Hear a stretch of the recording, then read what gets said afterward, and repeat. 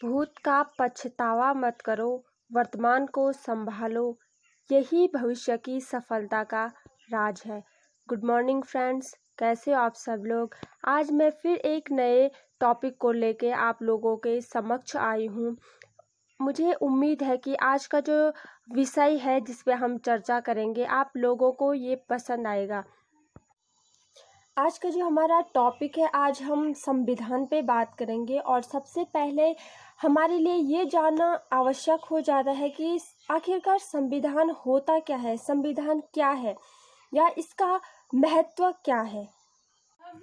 इसके जवाब में कहा जा सकता है कि संविधान किसी भी देश की सर्वोच्च मौलिक विधि होती है। संविधान एक पुस्तक मात्र न होकर नीति, नियमों, कानूनों, शक्तियों एवं उत्तरदायित्वों का एकमात्र स्रोत होता है, जो विधायिका, कार्यपालिका एवं न्यायपालिका के मध्य अधिकारों एवं शक्तियों का स्पष्ट विभाजन करता है, ताकि उनमें किसी भी प्रकार का टकराव उत्पन्न न हो।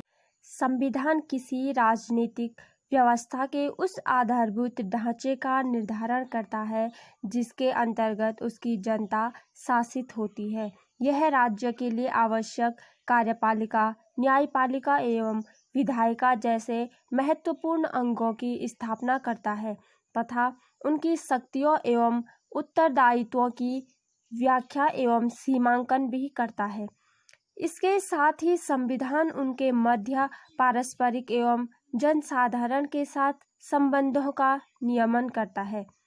भारत में भी एक विस्तृत एवं लिखित संविधान अपनाया गया है। इसका निर्माण एक संविधान सभा द्वारा किया गया था। इसके अतिरिक्त देश की ऐतिहासिक पृष्ठभूमि ने भी भारत के संविधान को प्रभावित किया। भारत के संविधान को भली भांति समझने के लिए ब्रिटिश शासनकाल में हुए संवैधानिक विकास के बारे में भी जानना महत्वपूर्ण होगा। सामान्य शब्दों में अगर हम संविधान को समझना चाहें तो इस प्रकार से भी हम समझ सकते हैं कि किसी देश की शासन व्यवस्था का संचालन जिन कानूनों तथा सिद्धांतों के द्वारा किया जाता है, उन कानूनों तथा सिद्धांतों को उस देश का संविधान कहते हैं। शासन व्यवस्था को सही ढंग से चलाने के लिए संविधान का निर्माण किया गया है। इस प्रकार संविधान वह सत्ता है जो सर्वप्रथम सरकार बनाने का ढांचा प्रस्तुत करती है। संविधान के कार्यों की अगर बात करें तो इसमें फर्स्ट आता है कि बुनियादी नियमों को उपलब्ध कराना। दूसरा जो पॉइंट है वो है सरकार का गठन कैसे होगा। तीसरा पॉइंट है इसमें समाज में निर्णय लेने की शक्ति किसके पास रहेगी। चौथा जो पॉइंट है वह सरकार को क्षमतामान बनाना। पांचवा पॉइंट है कानूनों पर सीमाएं लगाना। भारतीय संविधान को भली भांति समझने के लिए ब्रिटिश शासनकाल में हुए संवैधानिक विकास के बारे में भी जानना महत्वपूर्ण होगा। देखिए, जो भारतीय संविधान की जो नींव पड़ी थी वो 1773 का रेगुलेटिंग एक्ट से पड़ी थी। उसके बाद बहुत सारे ऐसे संवैधानिक जो विकास की बात करते तो बहुत बड़ा क्रम जो है चला था।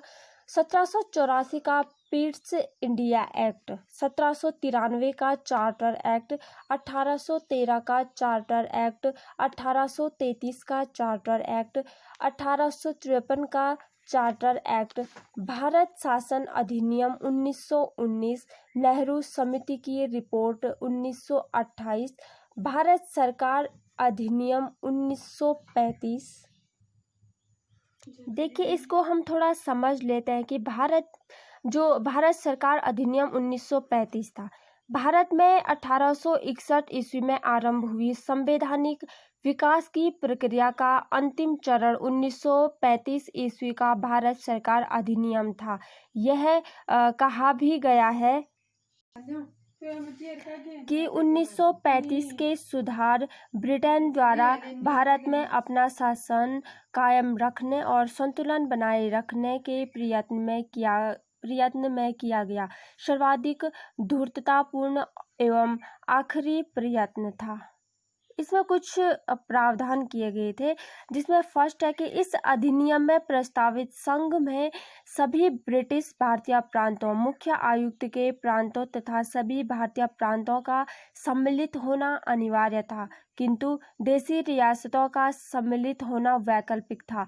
इसमें 2 शर्तें थी। प्रथम है कि रियासत के प्रतिनिधियों में न्यूनतम आधे प्रतिनिधि चुनने वाली रियासतें संघ में सम्मिलित न हो। दूसरी जो शर्त थी वह थी कि रियासतों की कुल जनसंख्या में से आधी जनसंख्या वाली रियासतें संघ में सम्मिलित न हो, जिन शर्तों पर इन सभी रियासतों को संघ में शामिल होना था उनका उल्लेख एक पत्र में किया गया था। चूँकि ऐसा नहीं हो सका, इसीलिए यह संघ कभी अस्तित्व में नहीं आया तथा 1946 ईस्वी तक केंद्र सरकार भारत सरकार अधिनियम 1919 के प्रावधानों पर ही चलती रही। दूसरा इसमें पॉइंट है कि केंद्र में समस्त संविधान का केंद्र बिंदु गवर्नर जनरल था। प्रशासन के विषयों के 2 भागों में विभक्त किया गया, सुरक्षित एवं हस्तांतरित। तीसरा इसमें पॉइंट है कि हस्तांतरित विषयों में वे अन्य विषय जो सुरक्षित विषय में नहीं थे को शामिल किया गया। हस्तांतरित विषयों का प्रशासन गवर्नर जनरल को उन मंत्रियों की सलाह से करना था जिनका निर्वाचन व्यवस्थापिका द्वारा होता था। ये केंद्रीय व्यवस्थापिका के प्रति उत्तरदायी होते तथा अविश्वास प्रस्ताव पारित होने पर उन्हें त्यागपत्र देना पड़ता था। चौथा पॉइंट है इसमें कि संघीय सभा का कार्यकाल 5 वर्ष होना था। इसके सदस्यों में से 250 प्रांतों के और अधिकाधिक 125 सदस्य रियासतों के होने थे। रियासतों के सदस्य संबंधित राजाओं द्वारा मनोनीत किए जाते थे, जबकि ब्रिटिश प्रांतों के सदस्य प्रांतीय विधान परिषदों द्वारा चुने जाते थे। इसी क्रम में आगे है कि अगस्त प्रस्ताव जो 1940 में था, उसके बाद क्रिप्स मिशन 1942 में था और वेबल योजना 1945, कैबिनेट मिशन 1946। देखिए, जो कैबिनेट मिशन थी उसकी संस्थितियों के आधार पर भारतीय संविधान का निर्माण करने वाली संविधान सभा का गठन जुलाई 1946 ईस्वी में किया गया था। देखिए, वेबल योजना की असफलता के बाद फरवरी 1946 में प्रधानमंत्री एटली ने भारत में राजनीतिक गतिरोध को दूर करने हेतु एक 3 सदस्यीय शिष्टमंडल भेजने की घोषणा की। इसमें ब्रिटिश कैबिनेट के 3 सदस्य लॉर्ड पैथिक लॉरेंस जो भारत सचिव थे, सर स्टैफोर्ड क्रिप्स जो व्यापार बोर्ड के अध्यक्ष थे तथा एवी अलेक्जेंडर एडमिरल्टी के प्रथम लॉर्ड नौसेना मंत्री थे। इस मिशन को विशेष अधिकार दिए गए और इसका कार्य भारत को शांतिपूर्ण सत्ता हस्तांतरण हेतु उपायों एवं संभावनाओं की पहचान करना था। कैबिनेट मिशन मार्च 1946 से मई 1946 तक भारत में रहा।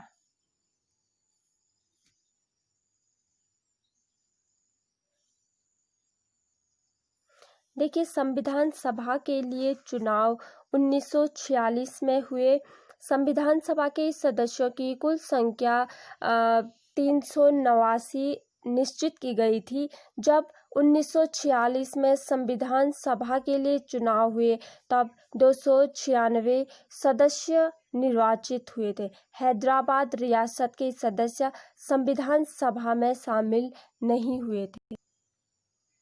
भारतीय संविधान सभा की पहली बैठक 9 दिसंबर 1946 को हुई थी। इस बैठक का मुस्लिम लीग ने बहिष्कार किया। मुस्लिम लीग इस बैठक में शामिल नहीं हुई थी। इस बैठक में सबसे पहले वरिष्ठतम डॉक्टर सच्चिदानंद सिन्हा को अस्थायी अध्यक्ष चुना गया। दूसरी बैठक 11 दिसंबर 1946 को हुई थी और इस दिन डॉक्टर राजेंद्र प्रसाद को संविधान सभा का स्थायी अध्यक्ष चुना गया था। इसकी तीसरी बैठक 13 दिसंबर 1946 को हुई थी। देखिए फ्रेंड्स, प्लीज़ चैनल को लाइक और सब्सक्राइब करना ना भूलें। Thank you.